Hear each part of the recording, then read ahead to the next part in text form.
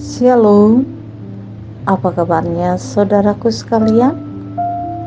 Kiranya kasih Tuhan Yesus menyertai kita. Sebelum kita menyambut sapaan firman Tuhan, mari kita saat teduh sejenak.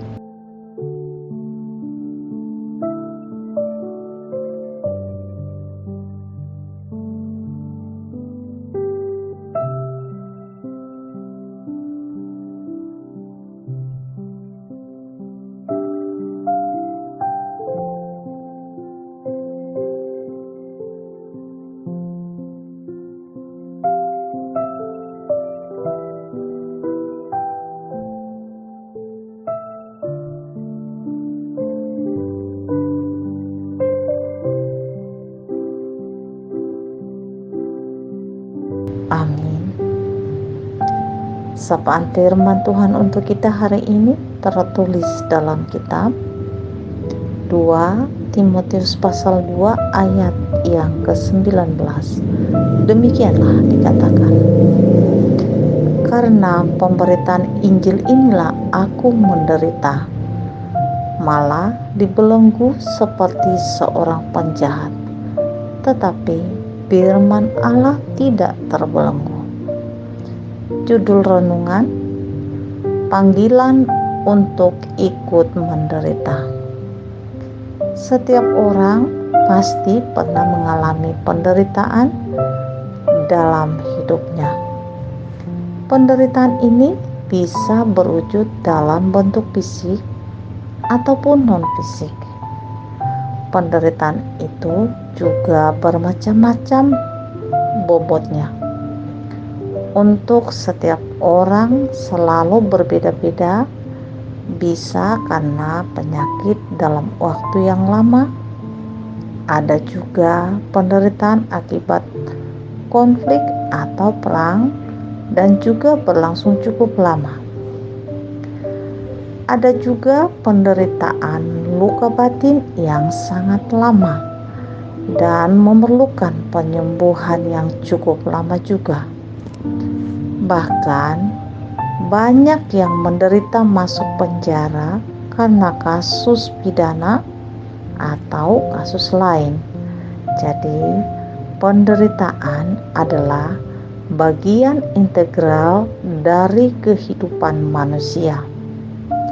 Pernah seorang tokoh agama menyebut, lahir, hidup, dan mati adalah penderitaan. Pernyataan ini tetap valid karena seluruh umat manusia mengalaminya. Di dalam firman Tuhan oleh Paulus 2 Timotius 2 ayat 19, bahwa aktivitas pemberitaan Injil telah menyebabkan Paulus menderita.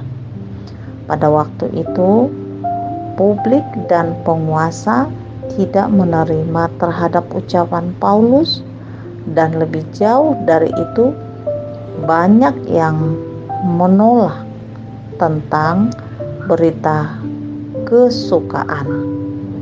Pada dasarnya, orang-orang dalam zona nyaman, baik di bidang agama atau teologi, dan tidak butuh lagi sesuatu yang baru, bahkan sudah enjoy dengan apa yang mereka miliki.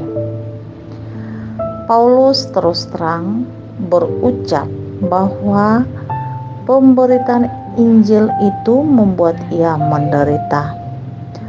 Andai kata Injil itu didiamkan saja, tidak diberitakan, tidak diwujudkan dalam bentuk sikap, tindakan, perbuatan, belum tentu ada penderitaan.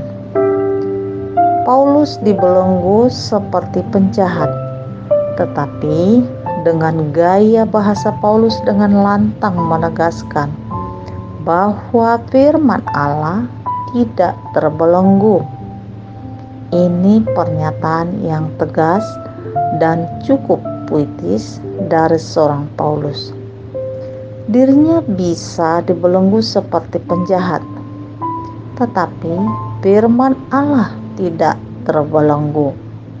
Di sini ada perbedaan yang sangat jelas, yaitu tubuhnya bisa dipenjara, tetapi firman Allah tidak pernah bisa dipenjara, dipasung atau dibelenggu.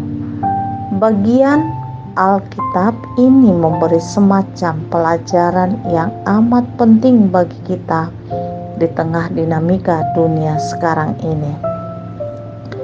Walaupun kita sudah didampingi oleh penderitaan, tapi harus ada pegangan atau sebagai tolak ukur dalam hidup, yaitu tetap bersandar kepada kebenaran firman Tuhan yang dapat memberi kekuatan, dapat mengubah sikap atau perilaku dari yang jahat menjadi perilaku yang baik dan mendapat kehidupan baru.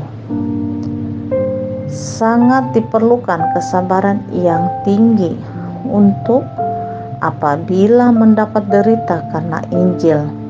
Sabar artinya bertahan, tidak mengeluh, tekun menjalani proses yang terjadi sebagai bagian dari kehidupan umat yang beriman, bertekun dalam iman, maka berkat-berkat akan melimpah, baik berkat rohani maupun berkat jasmani.